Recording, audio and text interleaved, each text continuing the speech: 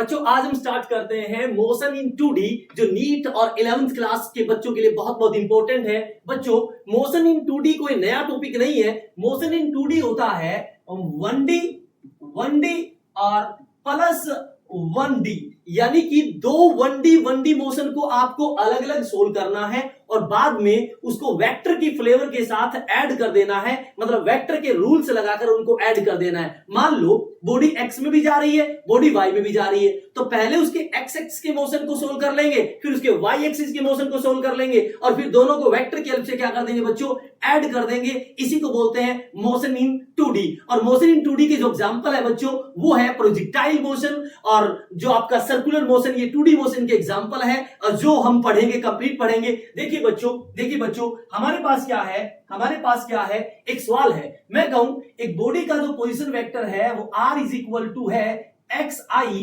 Plus yj। r is equal to है xi plus yj।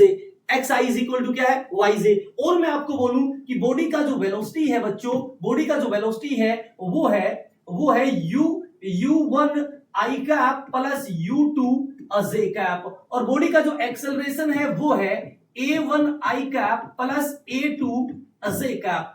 अब ध्यान से देखिए, बॉडी की जो वेलोसिटी है वो x में भी है और बॉडी की जो वेलोसिटी है वो किस में है बच्चों, y में भी है। इसका मतलब वो x में भी जा रहा है और वो y में भी जा रहा है, और वो बॉडी का एक्सेलरेशन x में भी है और बॉडी का एक्सेलरेशन y में भी है। अब मैं आपको कहूं फाइंड इट्स वेलोसिटी,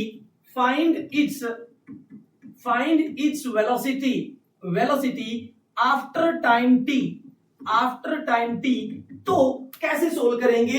यही एग्जांपल है मोशन इन 2D का बच्चों, क्योंकि बॉडी x में भी जा रही है और बॉडी y में भी जा रही है। तो आप क्या करोगे, ऊपर लिखोगे x एक्सिस और यहां लिखोगे y एक्सिस।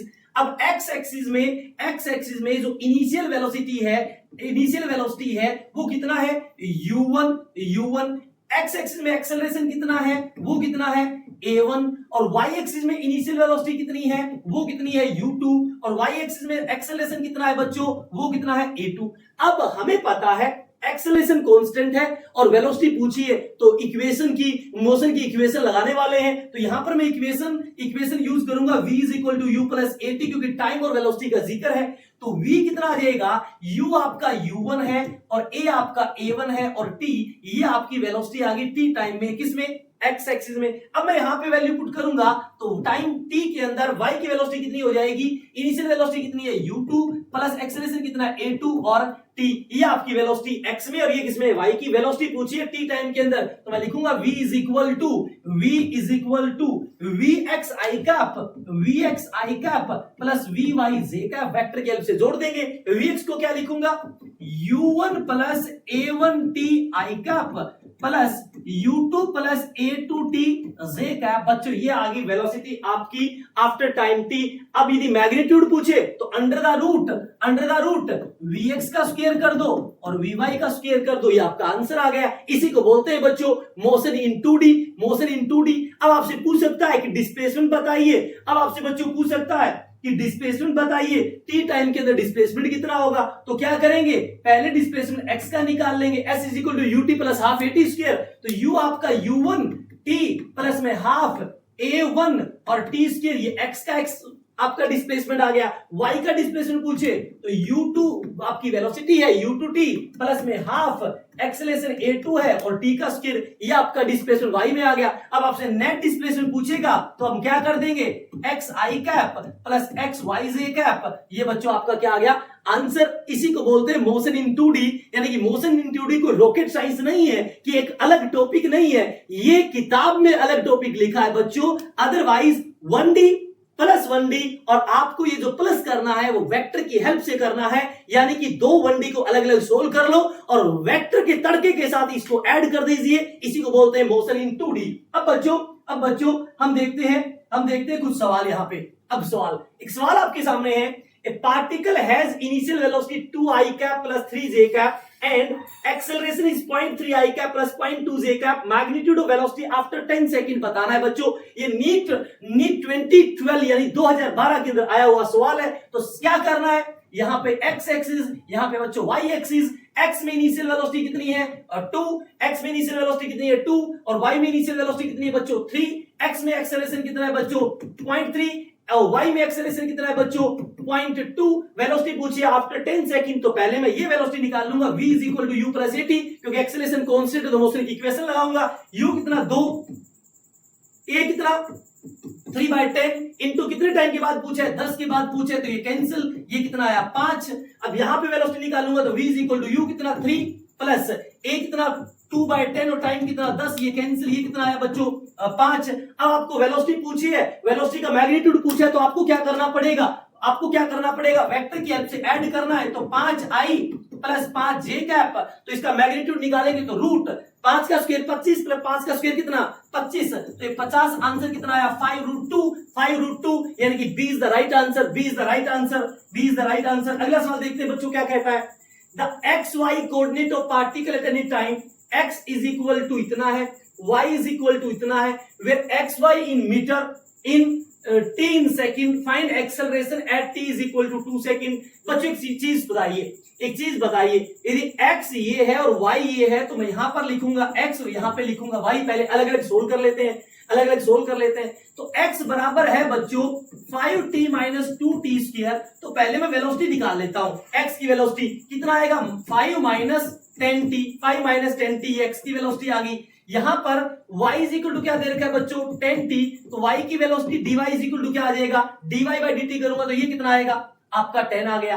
अब पूछा क्या है, find acceleration at t is equal to 2 second, acceleration पूछा है, तो अब एक्सेलरेशन निकालूंगा तो ax बराबर क्या होगा dvx बाई dt, ये करूंगा तो ये कितना आएगा माइनस का 10 आया, माइनस का 10। और यहां पर एक्सेलरेशन निकालूंगा तो dvy बाई dt, इसका डिफरेंशिएशन करूंगा तो कांस्टेंट का डिफरेंस कितना हुआ 0। तो बच्चों एक्सेलरेशन तो सिर्फ क्या बचा माइनस का 10, एक्सेलरेशन सिर्फ क्या बचा माइनस का 10। कितने टाइम में पूछा है 2 सेकंड में। तो एक बार इसको दोबारा चेक करें। अच्छा ये 2 इंटू 2 आपका 4 है, तो ये 10t की बजाय यहां पे क्या आएगा बच्चों, यहां पे क्या आएगा माइनस का 4t, और ये करेंगे तो ये आएगा आपका माइनस का 4, यानी कि बच्चों एक्सेलरेशन कितना आ गया आपका माइनस का 4, यानी कि B is the right answer, B is the right answer. I hope आपको ये चीज समझ आ गई होगी। अगला सवाल देखते हैं। एक्सेलरेशन ऑफ ऑब्जेक्ट A बराबर दे रखा है 2i cap plus 3t square j cap. Find velocity at t is equal to 1 second if initial velocity is 0। बच्चों यहां पर x लिख देंगे, यहां पे y, तो x का एक्सेलरेशन कितना है 2 और y का एक्सेलरेशन कितना है बच्चों 3t स्क्वायर। तो हमें पता है dv by dt is equal to 2 होता है, तो dv इज इक्वल टू कितना आया 2dt। दोनों तरफ क्या करूंगा इंटीग्रेशन, तो 0 से कितने टाइम पे पूछा है 1 सेकंड पे। इनिशियल वेलोसिटी कितनी दे रखी है 0, फाइनल कितनी मान लूं v, तो यहां से v इज इक्वल टू आया, ये 2 dt का इंटीग्रेशन t होगा तो 2t, t की वैल्यू 1 पुट करूंगा तो कितना आएगा ये आपका 2 आ गया, यानी x में वेलोसिटी आ गई 2। x में वेलोसिटी कितनी आ गई बच्चों 2। इसी तरह इसको लिखूंगा dv by dt 3t square, तो dv is equal to 3t square into dt, integration करूंगा 0 से t, तो 0 पे इनिशियल वेलोसिटी 0 है, ये v मान लूं y एक्सिस के अंदर, तो बच्चों v बराबर कितना आया 3t स्क्वायर का करूंगा इंटीग्रेशन, तो t क्यूब बाई 3 से 3 कैंसिल, और t क्यूब t आपका 1 सेकंड है, तो ये भी कितना आया बच्चों 1 आया, ये आपका 1 आ गया, ये आपका 2 आ गया, तो फाइनल वेलोसिटी कितनी हुई, फाइनल वेलोसिटी हुई 2i प्लस में क्या 1j कैप। तो आपसे मैग्नीट्यूड पूछे तो कितना आएगा √2 का स्क्वायर 4, 1 का स्क्वायर 1, तो √5 बच्चों आपका क्या आ गया आंसर। आई होप आपको ये चीज समझ आ गई होगी। अब बच्चों अगला जो टॉपिक है वो है इक्वेशन ऑफ ट्रेजेक्ट्री। अगला जो टॉपिक है वो है बच्चों equation of trajectory. Equation of trajectory वो इक्वेशन होती है जो नेचर ऑफ पाथ बताए कि बॉडी का पाथ स्ट्रेट लाइन है, बॉडी का पाथ सर्कुलर है, बॉडी का पाथ इलिप्टिकल है, बॉडी का पाथ पैराबोलिक है, या बॉडी का पाथ हाइपरबोलिक है, कि एक ऐसी इक्वेशन जो नेचर ऑफ पाथ बताए उसे बोलते हैं इक्वेशन ऑफ ट्रेजेक्ट्री। और इक्वेशन ऑफ ट्रेजेक्ट्री वो होता है जो नेचर ऑफ पाथ बताए, और नेचर ऑफ पाथ वो बताती है जो इक्वेशन एक्स और वाई की फॉर्म में हो, जो बच्चों एक्स और वाई की फॉर्म में हो। तो यदि वाई डायरेक्टली प्रोपोर्शनल एक्स आ जाए तो आप कह दोगे स्ट्रेट लाइन है, y directly proportional x square आ जाए, या x directly proportional y square आ जाए तो बोल दोगे आप पैराबोलिक है। यदि y इनवर्सली प्रोपोर्शनल x आ जाए तो आप बोल दोगे हाइपरबोलिक है। यदि x square plus y square is equal to r square आ जाए तो बोल दोगे ये आपकी सर्कुलर है। और यदि x square by a square plus में y square by b square is equal to 1 आ जाए तो आप बोल दोगे इलिप्टिकल है। अब कुछ सवाल सोल्व करके देखते हैं। अगला सवाल देखते हैं बच्चों क्या कहता है। Position of object at time t r is equal to दे रखा है बच्चों 2t i cap plus 4t square j cap. Find the equation of trajectory and nature of path. तो हमें पता है r इज इक्वल टू होता है एक्स आई प्लस में y जे कैप। तो x की वैल्यू तो कितनी आ गई 2t और y की वैल्यू कितनी आ गई बच्चों 4t स्क्वायर। तो आप चेक करो y को मैं लिख सकता हूं 2t का स्क्वायर क्योंकि 4t स्क्वायर है और 2t आपका x है तो y इज इक्वल टू क्या है बच्चों x स्क्वायर। और यदि y is equal to x square है तो बच्चों इसका पाथ क्या हुआ पैराबोलिक हुआ क्योंकि पैराबोला उसी की तरफ खुलता है जिस कोऑर्डिनेट की इक्वेशन में पावर कम हो। तो y की पावर 1 है और x की पावर 2 है तो ये आपका पैराबोला बन गया। यानी कि नेचर ऑफ पाथ क्या है पैराबोलिक और इक्वेशन ऑफ ट्रेजेक्टरी क्या है बच्चों y is equal to x square. इसी तरह अगला सवाल देख लेते हैं। If position of object r is equal to 3 sin omega t i cap plus 3 cos omega t j cap then object moving on which path. तो बच्चों यहां से x की वैल्यू कितनी आई 3 sin ओमेगा t और y की value कितनी आई 3 cos ओमेगा t।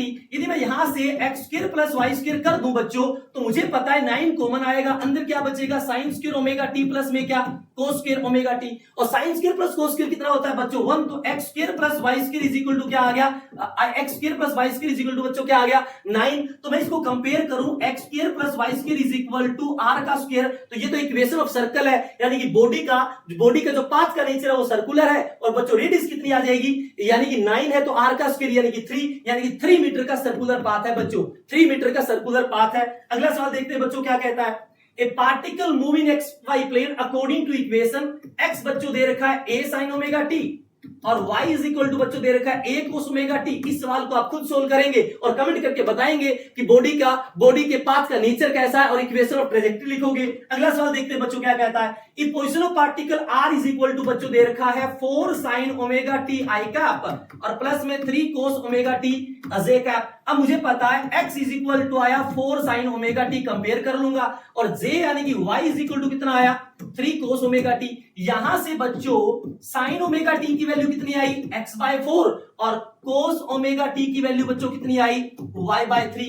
अब मैं sin square plus cos square करूंगा तो ये 1 होगा यानी कि x²/16 और प्लस में y²/9 इज इक्वल टू क्या है बच्चों 1। तो इसको मैं कंपेयर करूं किससे x²/a² और प्लस में y²/b² इज इक्वल टू 1। तो यानी कि इक्वेशन ऑफ इलिप्स है यानी x के नीचे का रेडियस a है तो यानी कि 4 का स्क्वायर ये 4 है यानी x में रेडियस 4 और y में रेडियस 9 है तो 3 है। इसका मतलब इक्वेशन ऑफ ट्रेजेक्टरी इलिप्टिकल है और पाथ बनेगा कुछ ऐसा। x में रेडियस ज्यादा है 4 और y में रेडियस कितनी है बच्चों 3 है। y में रेडियस कितनी है बच्चों 3 है। तो ये आपका हुआ मोशन इन 2D। अब इसका एग्जांपल है projectile motion and circular motion. तो अगले लेक्चर के अंदर प्रोजेक्टाइल मोशन को कंप्लीट करना ना भूलें क्योंकि प्रोजेक्टाइल मोशन नीट जैसे एग्जाम के लिए बहुत बहुत इंपॉर्टेंट है। तब तक बच्चों पढ़ते रहिए।